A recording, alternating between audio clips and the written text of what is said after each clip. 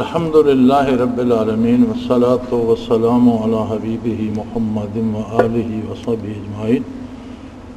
اعوذ باللہ من الشیطان الرجیم، بسم اللہ الرحمن الرحیم۔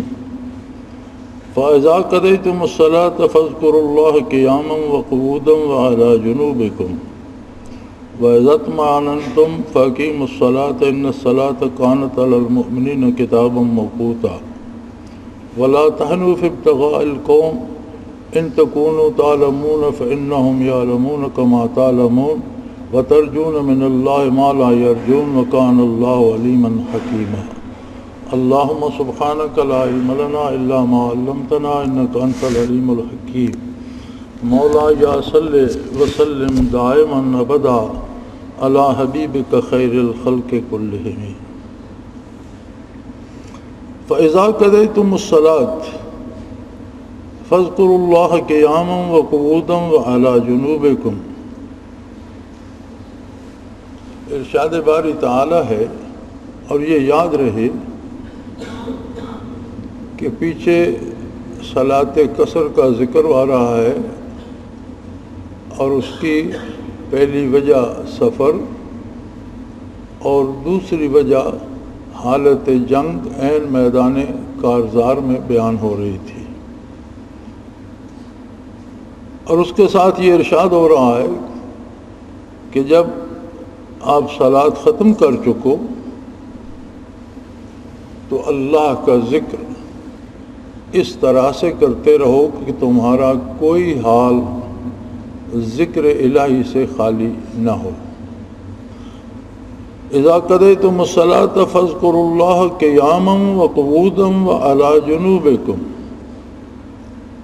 کھڑے ہو، بیٹھے ہو یا لیٹے ہو، کسی حال میں بھی اللہ کا ذکر جو ہے وہ منقطع نہ ہو، اللہ کا ذکر جاری رہے، ذکر کرتے رہو۔ اور بارہا یہ عرض کیا جا چکا ہے کہ ایمان قبول کرنا اور اس کی قلبی تصدیق بھی ذکر الہی ہے۔ جو بھی عمل ہم شریعت کے مطابق کرتے ہیں وہ عملاً ذکر ہے۔ جو بھی نماز، تلاوت یا تسبیحات زبان سے ادا ہوتی ہیں وہ زبانی ذکر ہے۔ اب اس کے بعد قرآن کریم کا مطالبہ کچھ اس سے بہت زیادہ کا ہے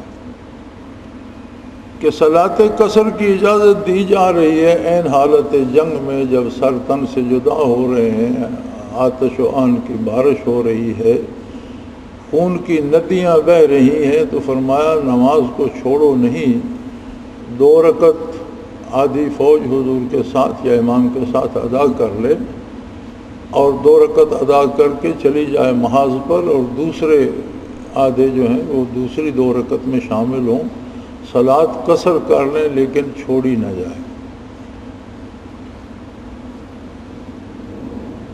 اس سے آگے ارشاد ہوتا ہے جب نماز پوری ہو جائے، چونکہ نماز ایک ایسا عمل ہے جس کے اوقات معین ہیں، جس کا طریقہ کار معین ہے، جس کی عبارات تک اور تسبیحات تک اور تکبیرات تک معین ہیں، تو ظاہر ہے نماز تو ختم ہو جائے گی۔ نماز مکمل ہو جائے، اللہ کا ذکر جو ہے وہ ختم نہ ہو، اور اللہ کا ذکر ہر حال میں ہوتا رہے۔ کھڑے ہو ذکر ہوتا رہے، بیٹھ جاؤ ذکر ہوتا رہے، لیٹ جاؤ۔ علی جنوبکم، اور حالت جنگ میں تو آدمی زخمی ہو کر بھی اپنے پہلو پہ گر جاتا ہے، اس حال میں بھی ذکر الہی میں انقطاع نہیں آنا چاہیے۔ ظاہر ہے یہ صورتحال سوائے ذکر قلبی کے ممکن نہیں ہے، ذکر لسانی اس میں ساتھ نہیں دے سکتا، ذکر قلبی کے علاوہ کوئی صورت ایسی نہیں ہے کہ یہ حکم بجا لایا جا سکے۔ اس کا مطلب ہے کہ ذکر قلبی نص قرآنی سے بندے مومن پر، مرد ہو یا عورت، ہر حال میں فرض ہے، ضروری ہے، اور اس سے چھٹکارا نہیں۔ بندے اور مالک کا رشتہ مالک کی طرف سے تو بے پناہ قسم کا ہے، وہ خالق ہے، ایک رشتہ ہے کہ ہم اس کی مخلوق ہیں، اس نے پیدا کیا، وہ پروردگار ہے، وہ رب ہے، ہر لمحہ ہر ضرورت پوری فرما رہا ہے، اس کی طرف سے تو رشتہ برقرار ہے۔ ہم جو دیکھ رہے ہیں یہ نگاہ اس کی عطا ہے، جو سن رہے ہیں یہ قوت سماعت اس کی عطا ہے، ہم بول رہے ہیں قوت گویائی اس کی عطا ہے، اور ہر لمحہ وہ قوت عطا کر رہا ہے۔ کسی بھی لمحے روکی جا سکتی ہے، لیکن وہ عطا کا بے شمار اس کے رشتے کرم کے ہر فرد کے ساتھ ہیں، لیکن فرد کا رشتہ کیا ہے ذات باری کے ساتھ؟ ایمان لایا، ایمان کا رشتہ ہے، ایک عمل ہے، ہو گیا۔ ایمان لانے کے بعد جب اس کا تعلق اللہ سے ابدیت کو استوار ہوا، اس نے اللہ کی حمد کی، اس کی ایک حد ہے، اس نے صلاۃ ادا کی، اس کی ایک حد ہے، اس نے روزہ رکھا، اس کی حدود معین ہے، اس نے حج کیا، اس کی حدود معین ہے۔ فرمایا یہ چھوٹے چھوٹے تعلق جو ہیں یہ اللہ کا شکر ادا کرنے کے لیے کافی نہیں ہے، اس لیے کہ اس کی رحمت کا تعلق وقتی نہیں ہے، اس کی رحمت کا تعلق دائمی ہے، مسلسل ہے۔ آج کی سائنس یہ کہتی ہے کہ کھربوں خلیوں سے انسانی وجود بنا ہے، ہر خلیہ اپنے جیسا ایک خلیہ بنا کر معدوم ہو جاتا ہے، ختم ہو جاتا ہے، پھر وہ خلیہ اپنے جیسا بنا کر معدوم ہو جاتا ہے۔ پاؤں کے ناخنوں سے لے کر سر کی چوٹی تک، آنکھیں، کان، ناک، زبان، دانت، ہڈیاں، گوشت، پوست، دل، پھیپھڑے، جگر، معدہ، ہر چیز انہی خلیوں سے مرتب ہے۔ اور آج سائنس یہ کہتی ہے کہ کوئی خلیہ 6 مہینے سے زیادہ انسانی وجود کا حصہ نہیں رہتا، یعنی 6 مہینے بعد جو انسانی وجود ہوتا ہے اس میں کوئی وہ خلیہ شامل نہیں ہوتا جو 6 مہینے پہلے تھا، سارے ختم ہو جاتے ہیں، یعنی نئے بنتے رہتے ہیں، پرانے ختم ہوتے رہتے ہیں۔ ایک نظام حیات ہے، ایک اندازہ ہے سائنس کا کہ 2.5 کھرب خلیے ہوتے ہیں۔ 2.5 کھرب کی آبادی میں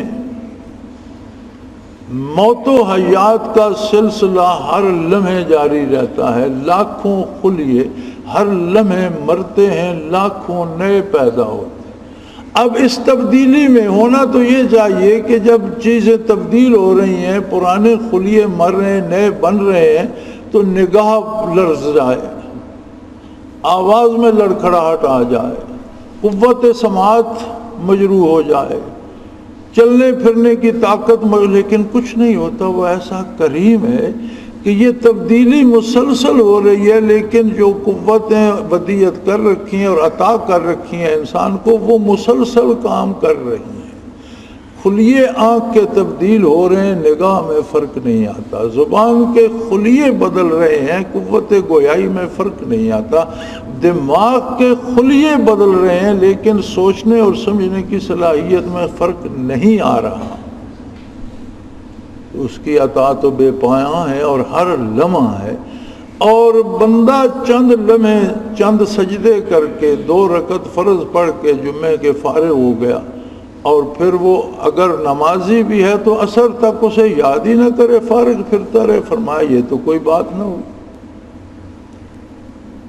کہ جہاں تک تمہارے لینے کی بات ہے اور اس کے کرم کی بات ہے تو وہ الگ دوام ہے، ہر لمحے اس کی ربوبیت عطا کیے جا رہی ہے، ہم لیے جا رہے ہیں۔ تو فرمایا میری یاد کو بھی دوام بخشو اور تمہارا کوئی حال، یہ جو بہانے بناتے ہیں نا جی، نماز پڑھی تو ذکر ادا ہو گیا، ذکر کا حق ادا ہو گیا، اللہ کریم فرما رہے ہیں وَإِذَا قَضَيْتُمُ الصَّلَاةَ، حالت جنگ میں نماز پڑھی، قصر پڑھی، 2 رکعت پڑھی، اب ظاہر ہے جب نماز سے فارغ ہوئے تو میدان کارزار میں جائیں گے. فرمایا لڑتے رہو لیکن ذکر میں غفلت نہ آئے.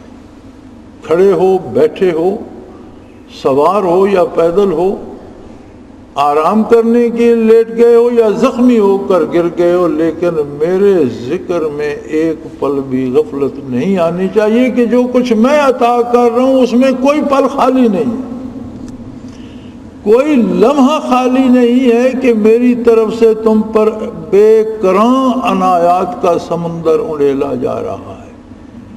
اس کا شکر کرنے کا طریقہ یہ ہے کہ تمہارا دل بھی میری یاد سے کبھی غافل نہ ہو، تمہارے روئیں روئیں سے میرا نام نکل رہا ہو اور تمہارے وجود کا ہر سیل اللہ اللہ کر رہا ہو. اگر 2.5 کھرب سیل ہیں تو ایک لمحے میں 2.5 کھرب بار اللہ کی آواز آنی چاہیے وجود سے.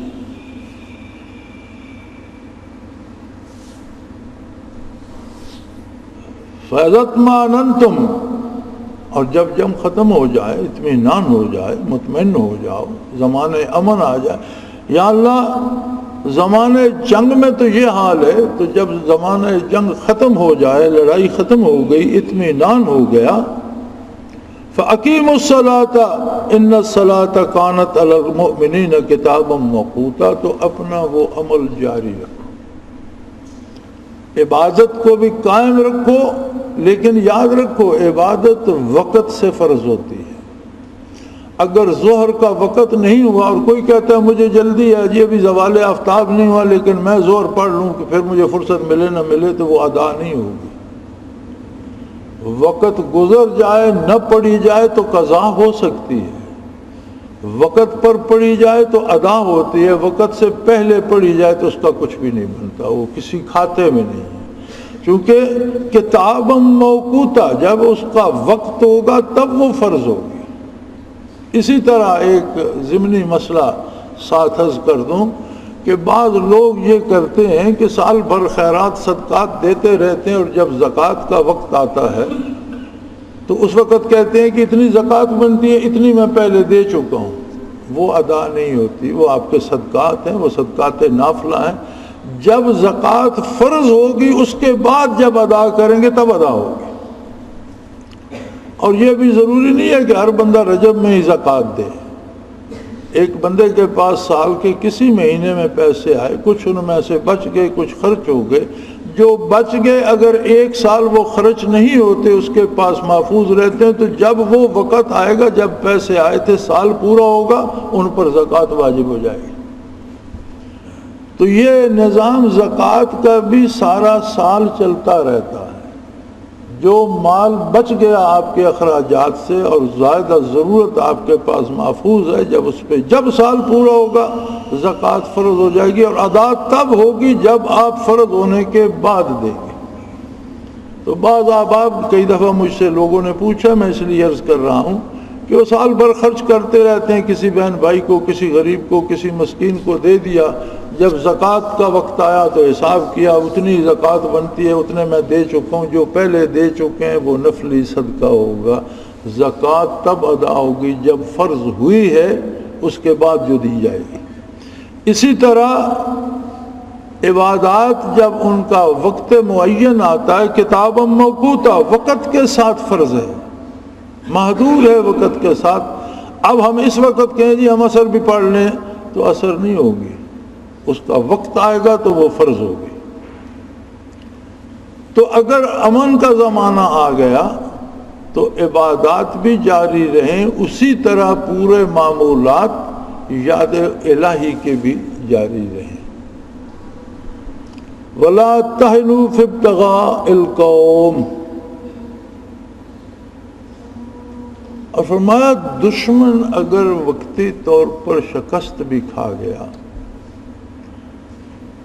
جنگ کے جو اصول ہوتے ہیں اسے 2 حصوں میں تقسیم کیا جا سکتا ہے. ایک ہوتی ہے جنگ اور ایک ہوتی ہے لڑائی. ایک جنگ میں بہت سی لڑائیاں ہوتی ہیں لیکن جنگ جاری رہتی ہے. وہ چھوٹی چھوٹی لڑائیاں، چھوٹے چھوٹے ٹکراؤ، مقابلے، کبھی ایک فرد جیتتا ہے کبھی دوسرا جیتتا ہے. غلبہ تب ہوتا ہے جب مخالف کی قوت ختم ہو جائے۔ اللہ کریم فرماتے ہیں حتی لا تکون فتنۃ ویکون الدین للہ، مومن کا کافر کے ساتھ تب تک جہاد جاری رہے گا جب تک عالم کفر فتنے سے باز نہیں آ جاتا، فساد سے باز نہیں آ جاتا، اپنی معاشرت اپنی تہذیب اپنے تک محدود نہیں کر لیتا، اللہ کی مخلوق کو گمراہ کرنے سے، گمراہی پھیلانے سے، فساد پیدا کرنے سے باز نہیں آ جاتا۔ سو فرمایا اگر تم لڑائی جیت جاؤ تو جنگ نہیں جیتی، لڑائی جیتی ہے، ایک مقابلہ جیتا ہے۔ وَلَا تَهِنُوا فِي ابْتِغَاءِ الْقَوْمِ، مخالف کا تعاقب کرنے میں سستی نہ کرو۔ جنگ جیتو، لڑائی جیتنا مقصد نہیں ہے، جنگ جیتو، تب تک جہاد کرتے رہو جب تک دنیا میں فتنہ ختم نہ ہو جائے اور اللہ کا دین جو ہے اس کی عظمت قائم نہ ہو جائے۔ ان تکونوا تعلمون فانہم یعلمون کما تعلمون، اگر تمہیں زخم لگے، اگر لڑائی میں تمہارے بندے شہید ہو گئے، اگر تمہارے بندے زخمی ہو گئے تو یہ کوئی عذر نہیں ہے جنگ سے پیچھے ہٹنے کا، اس لیے کہ صرف ایک فریق زخمی نہیں ہوتا، ایک فریق کے بندے شہید نہیں ہوتے، کافر بھی مقابلے میں مارے جاتے ہیں، ان کے لوگ بھی زخمی ہوئے، اور اگر ان کے بندے نہ مارے جاتے، وہ زخمی نہ ہوتے تو میدان چھوڑ کر کیوں بھاگتے؟ اگر ایک لڑائی سے بھاگ گئے ہیں تو ان کا تعاقب جاری رکھو جب تک تم جنگ نہیں جیت لیتے۔ اور جنگ جیتنے کا معیار قرآن کریم کا یہ حتی لا تکون فتنۃ ویکون الدین للہ، جب تک روح زمین پر اسلام کا غلبہ نہیں ہو جاتا اور فتنہ ختم نہیں ہو جاتا۔ ہر بندے کو اختیار ہے، وہ مسلمان ہو یا کافر رہے، اس کے انسانی حقوق ہیں، لیکن انسانی حقوق کی بھی ایک حد ہے۔ جس طرح میرے حقوق ہیں اسی طرح آپ کے بھی ہیں۔ میرا یہ حق نہیں کہ میں گھونسا مار کر آپ کا ناک توڑ دوں، میرے حقوق کی بھی حد ہے، اس سے آگے آپ کے حقوق ہیں۔ کافر کے بھی انسانی حقوق ہیں، لیکن اس کو یہ حق نہیں دیا جا سکتا کہ دنیا پہ گمراہی اور کفر و شرک پھیلانا شروع کر دے، دنیا پہ بے حیائی پھیلانا شروع کر دے، دنیا پہ لوگوں کے ساتھ ناانصافی کرنا شروع کر دے، ظلم و جور شروع کر دے، قتل عام شروع کر دے، اس کی اجازت نہیں دی جا سکتی۔ اور یہ تب ہی ختم ہوگا جب عالم اسلام، جب بندہ مومن جنگ جیتے گا، لڑائی جیتنے سے نہیں۔ لڑائی کہتے ہیں جو چھوٹے چھوٹے مقابلے جنگ میں جو ہوتے ہیں انہیں لڑائی کہتے ہیں۔ ایک مقابلہ من حیث القوم، ایک طرف کفر ہے ایک طرف اسلام ہے، جب تک اللہ کا دین غالب نہیں آ جاتا تب تک جہاد فرض رہے گا اور مسلسل ہوتا رہے گا۔ سو فرمایا زخمی ہو گئے، کچھ لوگ شہید ہو گئے، تو یہ عذر بنا کر کافر کے تعاقب میں سستی مت دکھاؤ۔ اگر تمہیں دکھ پہنچا، تمہارے لوگ شہید ہوئے، زخمی ہوئے، تو مخالف کے بھی لوگ مارے گئے، کافر بھی جہنم رسید ہوئے، اس کے بھی زخمی ہوئے، لیکن ان دونوں میں فرق ہے۔ اس کے بندے مارے گئے، زخمی ہوئے، اور وہ خود سارے اللہ کی سزا کے امیدوار اور ان پر جہنم کی وعید ہے، اور تم وہ لوگو وَتَرْجُونَ مِنَ اللَّهِ مَا لَا يَرْجُونَ، تم اللہ سے انعام کی امید رکھتے ہو جو کافر نہیں رکھتے۔ یعنی بد دل ہونا مومن کو زیب نہیں دیتا، یہ تو کافر کو بد دل ہونا چاہیے کہ اس کی دنیا بھی گئی، دنیا کا نقصان بھی ہوا، بندے بھی مارے گئے، زخمی بھی ہوئے، اور عذاب الہی کا شکار بھی ہوگا۔ اسے اللہ کے کرم کی امید نہیں ہے کہ وہ ایمان سے خالی ہے۔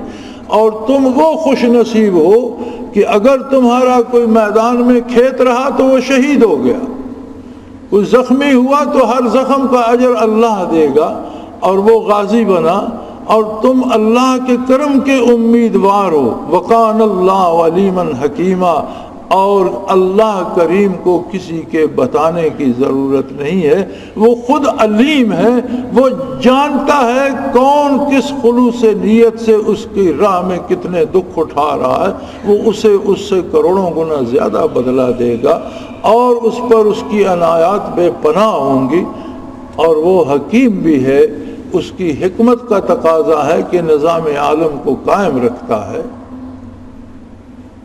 بے شک دنیا میں کتنی بدی پھیل جائے، یاد رکھو قدرت توازن قائم رکھتی ہے۔ رات کتنی تاریک ہو جائے صبح ضرور طلوع ہوتی ہے، دن کتنا روشن ہو جائے رات آتی ہے، توازن قائم رہتا ہے، اور جب تک یہ دنیا قائم ہے توازن رہے گا، اور بدی کبھی بھی نیکی پر فتح نہیں پا سکتی۔ ایک طرف سے اگر بدی غالب آئے گی، دوسری طرف سے نیکی روشن ہونا شروع ہو جائے گی۔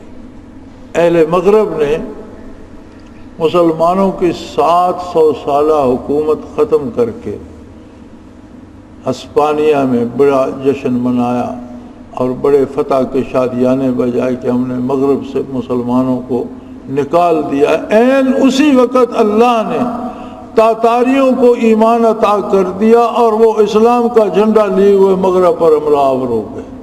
وہ جو علامہ مرحوم نے کہا تھا پاس باں مل گئے کعبے کو صنم خانے سے، اسی واقعہ کی انہوں نے تعریف فرمائی کہ اللہ ایسا قادر ہے کہ اس نے تاتاریوں کو نور ایمان عطا کر دیا، ان کے دل منور کر دیے، اور وہ یلغار کرتے ہوئے اس طرف وہ جشن منا رہے تھے، دوسری طرف سے تاتاری لشکر یورپ میں داخل ہو رہے تھے۔ اس لیے کہ وہ حکیم بھی ہے، وہ دانا تر ہے، وہ یہ توازن قائم رکھے گا، اس کی یاد کبھی مٹ نہیں سکتی۔ ایسے دل رہیں گے جو روشن ہوں گے، ایسے وجود رہیں گے جن کا ہر باڈی سیل ذاکر ہوگا، یہ ہمیشہ رہیں گے، ہر حال میں رہیں گے۔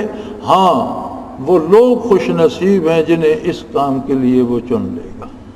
یہ اس کی عطا ہے، کسی کا کمال نہیں ہے، نہ میرا نہ آپ کا، اس کی عطا ہے۔ جتنی برائی بڑھتی جاتی ہے اتنا وہ اپنے ذکر کی محافل کو رونق دیتا جاتا ہے، لوگ اس کی یاد میں لگتے جاتے ہیں۔ انشاءاللہ العزیز ایک وقت آئے گا کہ برائی کو چھپنے کی جگہ نہیں ملے گی، اور ہر طرف اللہ کے دین اور عدل کا نعرہ بلند ہوگا۔ لیکن یہ کام زبانی نہیں ہوتے،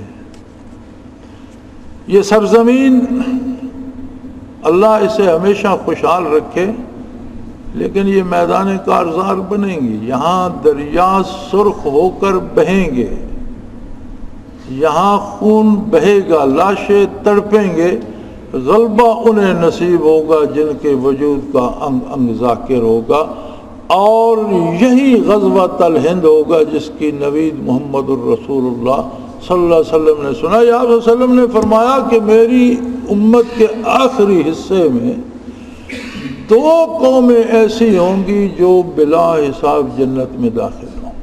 پہلوں میں تو ہیں، حدیث شریف میں آتا ہے کہ بدر و احد کے شہداء اٹھیں گے اور مجاہد لوگ ہوں گے، وہ قبروں سے اٹھیں گے، وجود پھٹے ہوں گے، لباس خون سے تر ہوں گے، اسلحہ ہاتھ میں ہوگا، تو تلوار کے دستے سے جنت کا دروازہ کھٹکھٹائیں گے کہ دروازہ کھولو،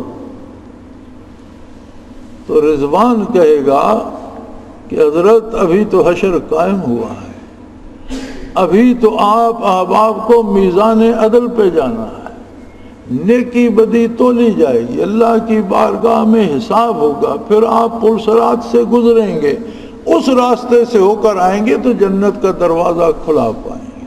حضور صلی اللہ علیہ وسلم فرماتے ہیں کہ وہ تلوار پھینک دیں گے، متوجہ الی اللہ ہو جائیں گے اور کہیں گے اللہ ہم گمراہ قوم تھے، ہر ظلم ہم میں تھا، تو نے احسان فرمایا، رحمت للعالمین کو مبعوث فرمایا، اللہ تو نے ہمیں توفیق دی، ہم نے ایمان قبول کیا اور پھر جو تو نے دیا تھا تیری راہ میں لٹا دیا، بیٹے قربان کر دیے، گھر چھوڑ دیے، مہاجر کہلائے، سینے چھلنی ہو گئے، جگر سے تیر اور تلواریں پار ہو گئیں۔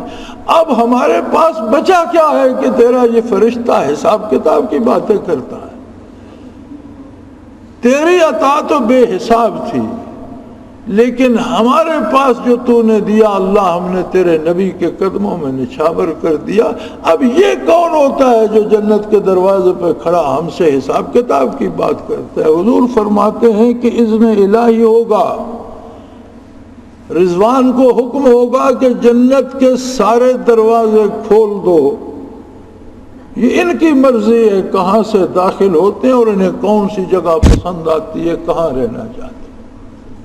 یہ تو پہلوں کی بات ہے۔ تو کسی نے عرض کی یا رسول اللہ اس قسم کے لوگ امت کے آخر میں کیا، آخر لوگوں کا کیا حال ہوگا؟ فرمایا دو جماعتیں بلا حساب اسی طرح جنت میں داخل ہوں۔ ایک وہ ہوگی جو الہند میں جہاد کرے گی، غزوۃ الہند۔ آپ نے پاکستان نہیں فرمایا صلی اللہ علیہ وسلم، آپ نے بھارت نہیں فرمایا، اب تو ہند بٹ گیا نا، بھارت اور پاکستان دو ملک بن گئے، آپ نے الہند فرمایا۔ اور یاد رہے الہند بر صغیر کا نام ہے، اس کا مطلب یہ ہے کہ بر صغیر پہ غزوۃ الہند برپا ہوگا، دنیا کا کفر ایک طرف ہوگا اور دینی قوتیں ایک طرف ہوں گی، غلبہ مومنین کو ہوگا، جو شہید ہوں گے اللہ کی حضور شہید ہو کر پہنچیں گے، جو بچ جائیں گے جب آخرت میں جائیں گے تو بلا حساب وہ بھی جنت میں داخل ہوں گے۔ اور اس بر صغیر پر اسلامی ریاست قائم ہو کر پوری دنیا میں احیاء اسلام ہوگا۔ دوست کہتے ہیں کہ حالات بڑے خراب ہیں، لیکن میں دیانتداری سے سمجھتا ہوں کہ حالات بہت صحیح ہیں اور غزوۃ الہند کی طرف لے کر جا رہے ہیں۔ میں یہ سمجھتا ہوں کہ تخریب میں سے تعمیر نکلتی ہے۔ آپ کسی پرانے کھنڈر کو گرائیں گے نہیں تو وہاں نئی عمارت کیسے بنے گی؟ اب سب کی نگاہیں تخریب پر ہیں، ٹوٹ پھوٹ پر ہیں۔ ہمیں آزادی کا چکمہ دیا گیا، ہمیں ہمارے ساتھ جھوٹ بولا گیا، تم آزاد ہو گئے ہو، ہم آزاد نہیں ہوئے۔ ہماری غلامی کیا تھی؟ ہم ایک آزاد قوم تھے، اس بر صغیر پر مسلمان حکمران تھے، اسلامی نظام تھا۔ انگریز کا غلبہ ہوا، اس نے نو آبادیاتی نظام ہم پر مسلط کر کے ہمیں غلام بنا دیا۔ انگریز چلا گیا، لیکن ہماری غلامی کا سبب صرف انگریز نہیں تھا، نو آبادیاتی نظام تھا۔ ہمارے گلے میں توق تھے، ہاتھوں اور پاؤں میں زنجیریں تھیں۔ کیا وہ نو آبادیاتی نظام کی زنجیریں ہمارے گلے سے اتر گئی؟ اگر نہیں اتری تو پھر قوم کو دھوکہ دیا گیا، آزادی کا قوم آج بھی غلام ہے، اسی نو آبادیاتی نظام میں جکڑی ہوئی ہے۔ ہمارا معاشی نظام وہی ہے، عدالتی نظام وہی ہے، سیاسی نظام وہی ہے، تعلیمی نظام وہی ہے۔ کون سی کڑی کھل گئی ہے ہمارے ہاتھ یا پاؤں سے کہ ہم آزاد ہو گئے ہیں؟ کاش اس قوم کو کوئی بتائے کہ تم بدترین غلامی میں چلے گئے ہو۔ پہلے ان زنجیروں کی کڑی انگریز کے ہاتھ میں تھی، اب اس نے اپنے غلاموں کے ہاتھ میں دے دی، تم غلاموں کے غلام ہو گئے ہو، تم آزاد نہیں ہوئے۔ تمہیں یہ زنجیریں کاٹنی ہوں گی، یہ زنجیریں توڑنی ہوں گی۔ آزاد تم تب ہوگے جب تم پر اللہ و اللہ کے رسول کے علاوہ کسی کا حکم نافذ نہیں ہوگا، پھر تم آزاد ہو۔ سو فرمایا یہ جہاد اس طرح ختم نہیں ہو جائے گا کہ ایک لڑائی تم نے جیت لی اور اب بیٹھ کے جی تھک گئے ہیں اور زخمی نہیں۔ سستی مت دکھاؤ، ہمت جبان رکھو، تعاقب کرو کفر کا۔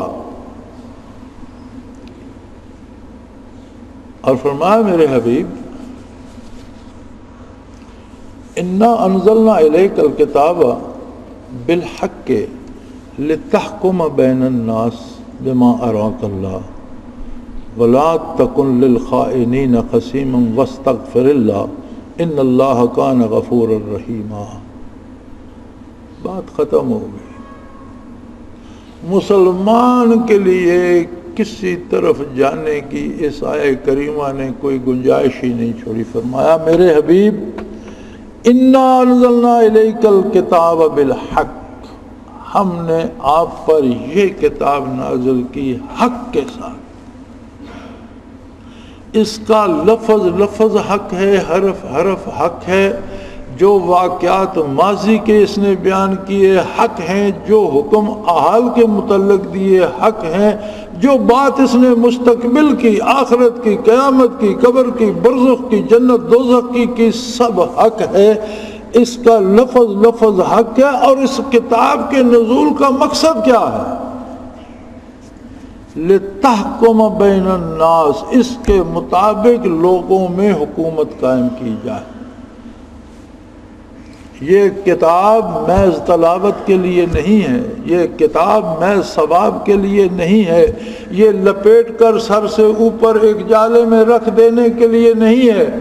یہ کتاب ہے لِتَحْكُمَ بَيْنَ النَّاسِ، یہ نظام سلطنت بھی ہے. بندے اور رب کے تعلق کی بات بھی اسی میں ہے، اللہ کے احسانات بھی اسی میں ہیں، اور دنیا میں رہنے کا اسلوب اور نظام سلطنت، نظام حکومت. لِتَحْكُمَ بَيْنَ النَّاسِ، بین الناس روئے زمین کے انسانوں میں اس کے مطابق حکم قائم کرو. یہ اس کے نزول کا مقصد ہے.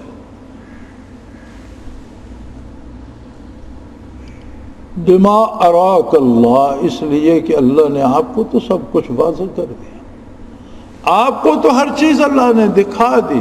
وہ جو دعوت دی تھی حضور اکرم صلی اللہ علیہ وسلم نے اہل مکہ کو، آپ صفا پہ تشریف لے گئے اور آواز دی مختلف قبائل کو، اور جب سب جمع ہو گئے تو آپ نے فرمایا کہ میں پہاڑ کی چوٹی پہ کھڑا ہوں، میرے سامنے پہاڑ کا یہ پہلو بھی ہے جدھر آپ لوگ کھڑے ہو، اور وہ پہلو بھی ہے جو آپ سے اوجھل ہے. آپ کے سامنے پہاڑ کا ایک رخ ہے. اگر میں آپ کو کہوں کہ پہاڑ کی طرف ایک بڑا لشکر موجود ہے جو تم پر حملہ کر دے گا، تو تم کیا کہو گے؟ وہ کہنے لگے آپ صادق ہیں، امین ہیں، ہم آپ کی بات پہ یقین کریں گے. تو فرمایا میں اسی طرح دنیا اور آخرت دونوں کو دیکھ رہا ہوں، اور میں تمہیں بتا رہا ہوں کہ اللہ کی توحید قبول کر لو ورنہ مارے جاؤ گے دوسری طرف جہنم میں. اسی واقعہ پر ابو لہب نے کہا تھا تبت یدا کا، آپ کے ہاتھ ٹوٹے، آپ نے ہمیں اس لیے بلایا تھا، جس کے جواب میں اللہ نے جواب دیا اور نام لے کر جواب دیا، تبت یدا ابی لہب و تب. اس نے تبت یدا کا کہا تھا، اللہ نے اس پر زیادتی کی، اس کے ہاتھ ہی نہ ٹوٹے، یہ تباہ و برباد ہو جائے. تو میرے بھائی حضور کی ذات وہ ذات ستودہ صفات اور مینار نور ہے جس کی کرنیں اس عالم کو بھی منور کر رہی ہیں، اس عالم کو بھی جگمگا رہی ہیں. فرمایا بما اراک اللہ، جو کچھ میرے حبیب آپ کو اللہ نے دکھا دیا اس کے مطابق یہ کتاب اس لیے نازل ہوئی ہے کہ اس کے مطابق حکومت قائم کی جائے اللہ کی مخلوق پر. اب اس سے آگے جو بات ہے وہ اس سے زیادہ سخت ہے. وَلَا تَكُنْ لِلْخَائِنِينَ خَصِيمًا، جو لوگ اللہ کے اس حکم میں خیانت کرتے ہیں، قرآن کے مطابق حکومت نہیں بناتے، قرآن کو حاکم نہیں مانتے، نظام سلطنت قرآن کے مطابق نہیں کرتے، وہ خائن ہیں. اور میرے حبیب آپ کو زیب نہیں دیتا کہ ایسے خیانت کرنے والوں کی آپ سفارش کریں، آپ ان کے لیے کوئی سفارش نہیں کریں. یہ ہمارے دانشوروں، ہمارے سیاستدانوں اور ہمارے حکمرانوں اور ارباب اختیار کے لیے یہ سوچنے کا وقت ہے. یوں تو بہت سے اللہ معاف کرے جو پیشہ ور ملا ہیں وہ مل جاتے ہیں. میں نے ان گناہگار آنکھوں سے دیکھا تھا جس دن اندرا گاندھی کی لاش جل رہی تھی تو اس کے سرہانے دو مولوی بیٹھے ہوئے قرآن پڑھ رہے تھے. یہ ٹیلی ویژن پر میں نے ان گناہگار آنکھوں سے دیکھا. کیا اندرا گاندھی کو ان مولویوں کا قرآن نفع پہنچائے گا جب نبی کریم رحمت اللہ عالمین سے فرمایا جا رہا ہے کہ اے میرے حبیب جو اس کتاب کے نفاذ میں خیانت سے کام لے، کیونکہ بات تو کتاب کی آ رہی ہے، اِنَّا أَنزَلْنَا إِلَيْكَ الْكِتَابَ بِالْحَقِّ، ہم نے آپ پر کتاب نازل کی حق کے ساتھ.